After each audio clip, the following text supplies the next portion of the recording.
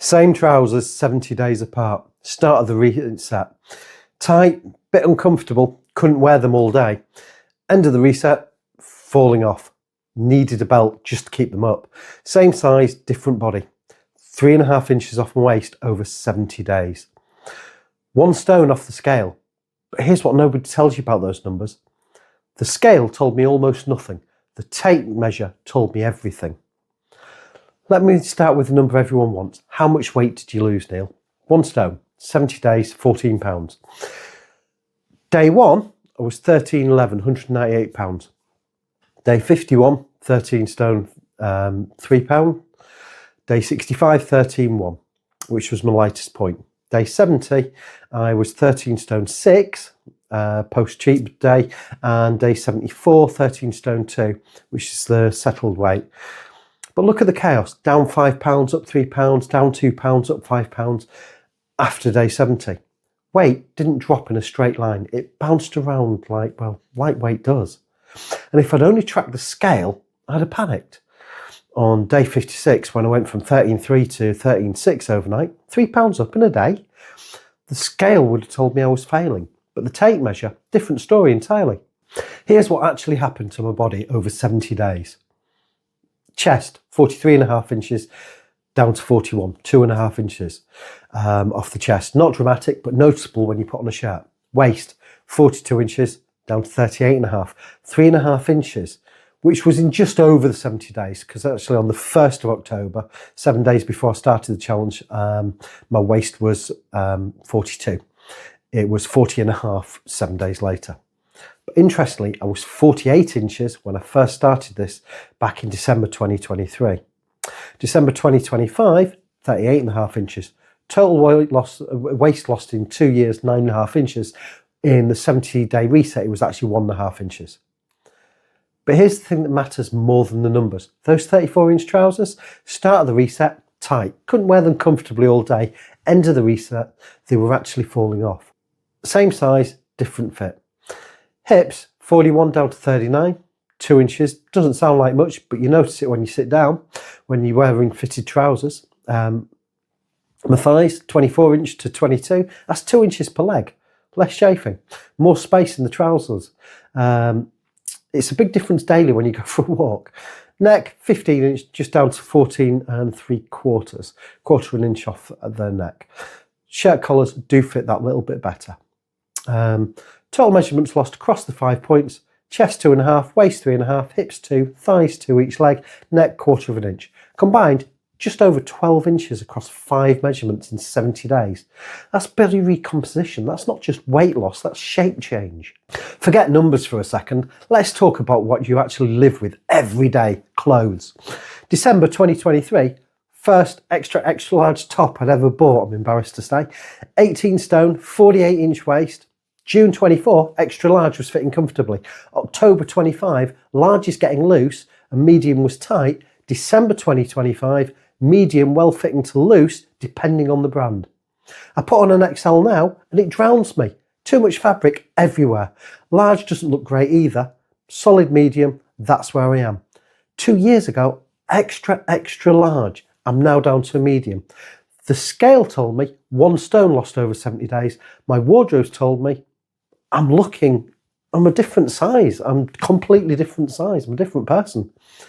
Here's what the scale does that drives people mad. Monday, 13 stone 11. Tuesday, 13 stone 10. Wednesday, 13.9. Great. Thursday, 13 stone 11 again. What the hell happened? Thursday, I didn't eat 2 pounds of fat overnight. That's not how the body works. But if you're only watching the scale, Thursday feels like failure. Here's the trick I learnt. 7-day rolling average. Smooths out the daily chaos. Water retention. Glycogen refills. Inflammation spikes. All that noise. The average shows the actual trend. Down, slowly, consistently. But the scale on its own is just chaos. Day 56, I weighed 13.6, up 3 pounds from day 51. Scale said you're failing. Tape measure said waist still 39 inches, you're fine. Trousers said still need a belt. Nothing changed. The scales were lying. The measurements didn't. So that's what happened to me over 70 days. but I want them to understand why the scale is so useless for tracking fat loss. It turns out this isn't just my experience, the research backs it up. Professor Stuart, Phillips and Dr. Federica Amati were asked directly, is the scale the right way to judge if you're losing fat? Their answer was very simply no. Not maybe, not it depends, just no. The scale can't tell fat loss from water loss. It can't tell inflammation from actual mass. It's measuring total weight. One number, limited data. Aragon's been coaching people for 30 years. He puts it like this. The usefulness of what the bathroom scale is telling you will get progressively less.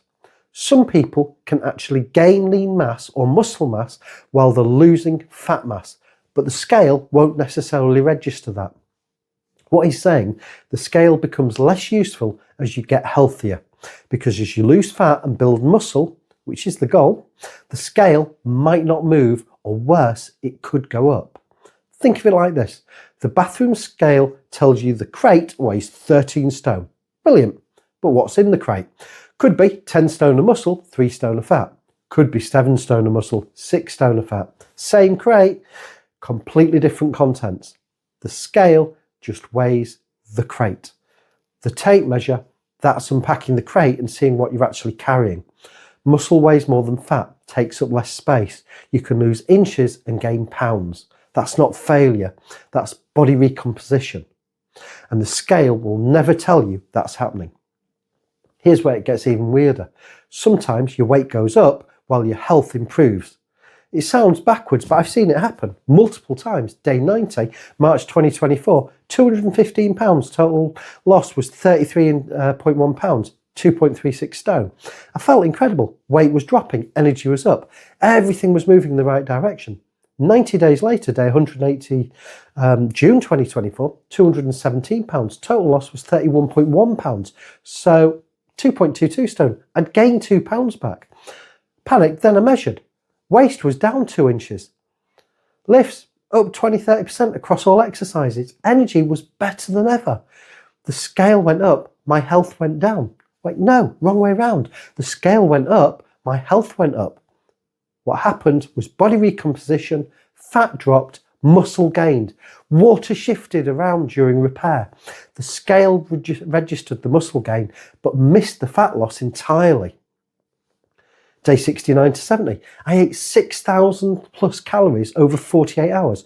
Chocolate, bread, all the UPFs that I'd been keeping out of the way for the 70-day challenge. I'd ate some, but not like this. Day 70 weigh-in, 13 stone 6, up 5 pounds from day 65. Day 74, it was back to 13.2. Down 4 pounds in 4 days. I didn't gain 5 pounds of fat in 2 days. That's not possible. What happened? Sugar inflammation, water retention, glycogen refill. The scale freaked out, told my undone weeks of work. 4 days later, water settled, weight dropped, measurements unchanged. The scale lied again. Weight can go up while health improves. Weight can spike while fat stays stable. The scales show chaos. Measurements show truth. So if the scale's useless, what do you track? Here's the system I use. 5 measurements. 1 clothing test, weekly tracking. 5 key measurements. Chest around the fullest part, under the armpits. Waist around the belly button, not where your trousers sit. Hips around the widest part. Thighs, mid-thigh, 1 leg. And neck around the middle of your neck. Use a closed tape measure, obviously not the DIY metal ones from your toolbox. Try and do it at the same time of day. I like to do mine on a Tuesday morning, before I've eaten at lunchtime, after the loo, same tension, don't pull it tight, don't leave it loose, firm but not strangling, same position, belly button for waist, not where your belt sits. Write them down every week, same sheet, week 1, chest, waist, hips, thigh, neck, week 10, chest, waist, hips, thigh, neck. Now you've got data, real data, not just chaos. Pick a pair, same trousers every week. Not your stretchiest joggers, not your tightest jeans. 1 pair that fits now, comfortable, normal. Week 1, comfortable, wear all day, no issues. Week 4, bit looser, can wear without adjusting. Week 8, need a belt, starting to look baggy. Week 10, falling off, belt on last notch. That's progress you can feel, not a number, a daily reality. Look, I know some of you will still weigh daily, fine, but don't react to daily numbers. Use a 7-day rolling average. Monday 13.11, Tuesday 13.10, Wednesday 13.9, Thursday 13.11. Don't panic. Friday 13.10, Saturday 13.9, Sunday 13.8. The 7-day average was 13.9.7. Next week's average, 13.9.1. The trend down 0.6 pounds. Average, that's signal. Daily numbers are noise. Scale up 2 pounds overnight. Could be high carb meal yesterday, glycogen refill and water, didn't sleep well, cortisol spike and water retention, sore from yesterday's workout, inflammation, muscle repair, ate salty food, got water retention, constipated, literal extra weight. None of that is fat gain, but all of it shows up on the scale. If your waist measurement is down but the scale is up, you are winning. Trust the tape measure, ignore the scales. Some weeks nothing moves. Scale static, measurements are static, trousers same fit. It's normal. It's not failure. Normal. Your body might be retaining water, inflammation from training, stress, poor sleep, trading fat for muscle, body recomposition. Weight stays the same. Composition changes. Adjusting metabolically, setting new baseline before the next drop. Give it 2 or 3 weeks.